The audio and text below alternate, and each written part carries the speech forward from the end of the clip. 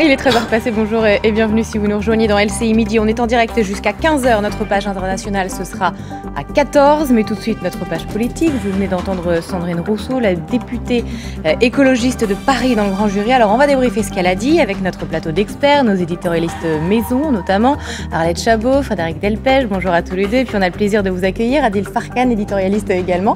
Bonjour, merci d'être avec nous.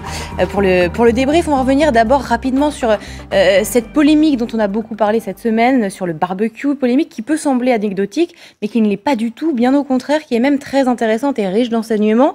Samedi dernier, rappelons rapidement, c'était lors d'une table ronde à Grenoble, Sandrine Rousseau estimait qu'il fallait changer de mentalité pour que manger une entrecôte cuite sur un barbecue ne soit plus un symbole de virilité.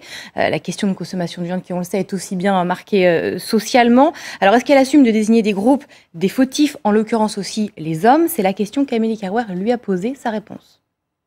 Toutes les études montrent que j'ai raison et qu'il faut changer notre mode de consommation, notamment de viande. Pourquoi derrière il y a ce réflexe identitaire de se prendre en photo derrière un barbecue? Moi je pense que ça interroge la psychologie collective en réalité. C'est-à-dire que là, je pointe un rapport de domination, je pointe un rapport à la viande et je pointe un changement culturel à opérer parce que dans les gestes individuels que nous avons à faire, parce que nous avons des gestes individuels à faire, ce ne sont pas les seules solutions contre la crise climatique, mais nous devons en faire.